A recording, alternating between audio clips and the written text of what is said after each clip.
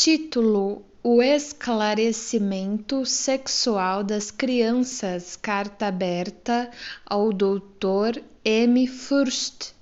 Caro Dr. Furst, ao solicitar minha opinião sobre o esclarecimento sexual das crianças, presumo que não deseja um tratado formal e completo do assunto, que leve em conta a extensa literatura existente sobre a questão. Mas o juízo independente de um médico a quem a atividade profissional concedeu oportunidades especiais para ocupar-se dos problemas sexuais. Sei que tem acompanhado meus esforços científicos com interesse, não refutando minhas ideias sem examiná-las, como fizeram muitos de nossos colegas, por eu considerar a constituição psicossexual e certos males da vida sexual como as causas primordiais das perturbações neuróticas que são tão comuns. Há pouco, o seu periódico também acolheu amavelmente os meus 3 ensaios sobre a teoria da sexualidade, 1905, nos quais descrevi como o instinto sexual se compõe e os distúrbios que podem ocorrer em seu desenvolvimento na função da sexualidade. Todavia, o Senhor espera que eu responda os seguintes quesitos.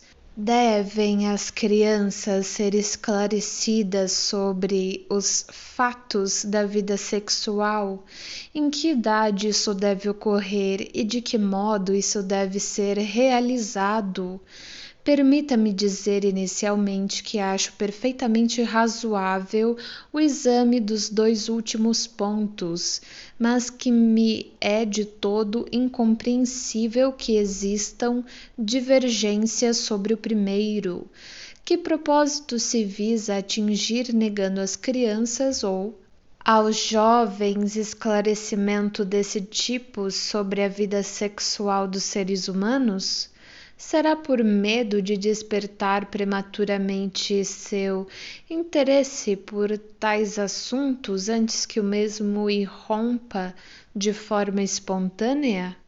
Será na esperança de que o ocultamento possa retardar o aparecimento do instinto sexual por completo, até que este possa encontrar seu caminho pelos únicos canais que lhe são abertos em nossa sociedade da classe média? Será que acreditamos que as crianças não se interessarão pelos fatos e mistérios da vida sexual e não os compreenderão se não forem impelidos a tal por influências externas? Será possível que o conhecimento que lhes é negado não as alcançará por outros meios? Ou será que se pretende genuína e seriamente que mais tarde elas venham a considerar degradante e desprezível tudo que se relacione com o sexo, já que seus pais e professores quiseram mantê-las afastadas dessas questões o maior tempo possível? Na verdade, ignoro em qual dessas proposições se deve procurar o motivo de se ocultar das crianças aquilo que é sexual. Ocultação que de fato é levada a cabo. Sei apenas que são todas igualmente absurdas e indignas de uma contestação judiciosa. Lembro-me, porém, de que encontrei na correspondência familiar do grande pensador e filantropo Multatuli algumas linhas que constituem uma resposta mais do que adequada, abre aspas. A meu ver, certas coisas são, em geral, exageradamente encobertas. É justo conservar pura a imaginação de uma criança, mas não é a ignorância que irá preservar essa pureza. Ao contrário, acho que a ocultação conduz o menino ou a menina a suspeitar mais do que nunca da verdade. A curiosidade nos leva a esmiuçar coisas que teriam pouco ou nenhum interesse para nós. Se tivéssemos sido informados com simplicidade, se fosse possível manter essa ignorância inalterada, eu poderia aceitá-la, mas isso é impossível. O convívio com outras crianças, a leitura que induzem à reflexão e o mistério com que os pais cercam fatos que terminam por vir à tona, tudo isso, na verdade, intensifica o desejo de conhecimento. Esse desejo, satisfeito apenas parcialmente e em segredo, excita seu sentimento e corrompe sua imaginação, de forma que a criança já peca enquanto os pais ainda acreditam que ela desconhece o pecado. Fecha aspas. Eu não sei como a questão poderia ser mais bem expressa, mas talvez possa acrescentar algumas observações. Certamente são apenas a pudicícia usual dos adultos e sua má consciência em relação a assuntos sexuais que os induzem a criar todo esse mistério diante das crianças.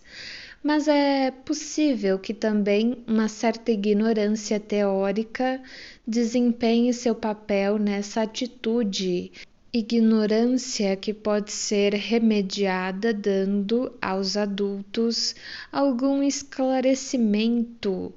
É crença geral que o instinto sexual inexiste nas crianças, só começando a irromper na puberdade com a maturação dos órgãos sexuais.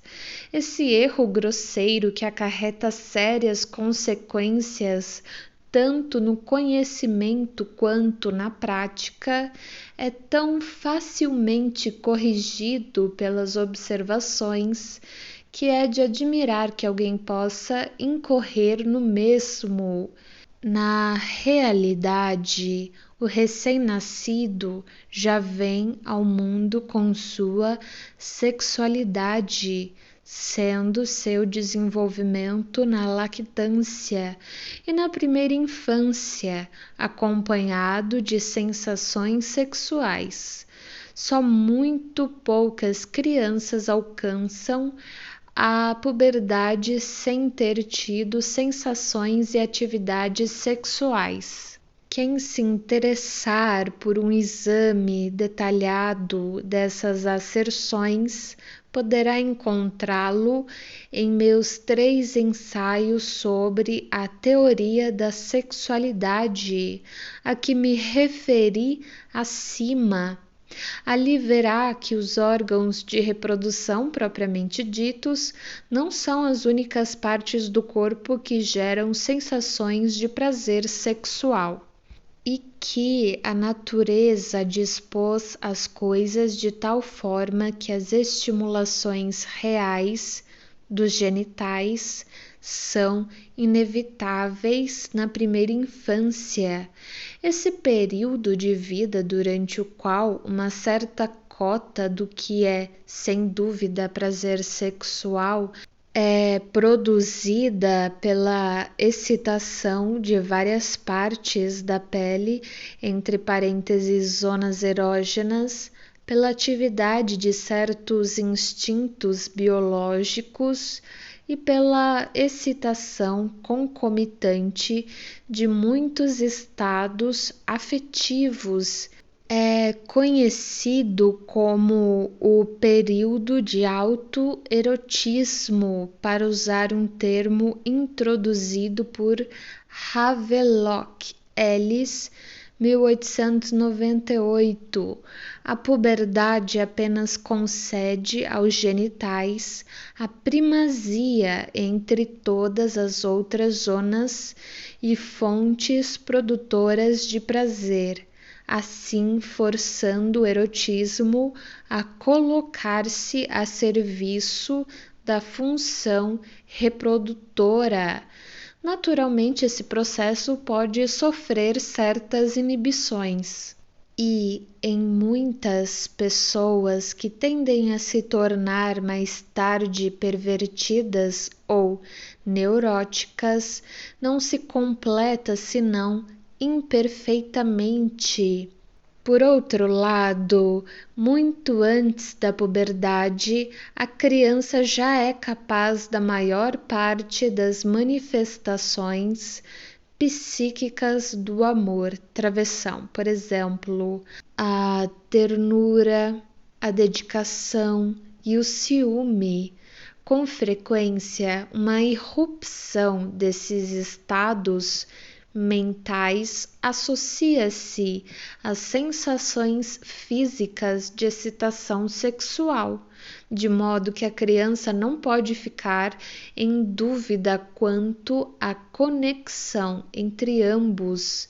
Em resumo, com exceção do seu poder de reprodução, muito antes da puberdade já está completamente desenvolvida na criança a capacidade de amar, e pode-se afirmar que o clima de mistério apenas a impede de aprender intelectualmente as atividades para as quais já está psiquicamente preparada e fisicamente apta. O interesse intelectual da criança pelos enigmas do sexo, o seu desejo de conhecimento sexual, revela-se numa idade surpreendentemente tenra. Se observações como as que exporei a seguir não são feitas com maior frequência, é apenas por estarem os pais cegos a esse interesse de seus filhos, ou porque, se não o conseguem ignorar, tentam imediatamente abafá-lo. Conheço um encantador menino de 4 anos, filho de pais compreensivos que se abstiveram de reprimir uma parte de seu desenvolvimento. O pequeno Hans certamente não foi exposto a nada da natureza de uma sedução pela babá, mas, apesar disso, já há algum tempo demonstrava um vivo interesse por aquela parte do seu corpo que se chamava de pipi. Aos 3 anos, perguntou a mãe: Mamãe, você também tem um pipi? Ela respondeu: Naturalmente. O que é que você acha? Também ao pai ele perguntou várias vezes a mesma coisa. Nessa época, ao entrar pela primeira vez num estábulo, viu uma vaca ser ordenhada. Olha só, exclamou surpreso, sai leite do pipi dela. Aos 3 anos e 9 meses, parecia a caminho de por si mesmo fazer a descoberta de categorias corretas através de suas observações. Ao ver sair água de uma locomotiva, exclamou: Veja, a máquina está fazendo pipi. Onde está o pipi dela? E acrescentou depois de refletir: o cachorro e o cavalo têm pipis, a mesa e a cadeira não têm. Recentemente olhava a irmãzinha de 7 dias tomar banho, quando comentou: O pipi dela é muito pequeno, mas vai ficar grande quando ela crescer. Abre parênteses. Sei da mesma atitude em relação ao problema da diferença dos sexos em outros meninos da mesma idade. Fecha parênteses. Gostaria de deixar claro que o pequeno Hans não é uma criança sensual, nem com disposição patológica. A meu ver, o que acontece é que, não tendo sofrido intimidações e não tendo sido oprimido por nenhum sentimento de culpa, ele expressa candidamente aquilo que pensa.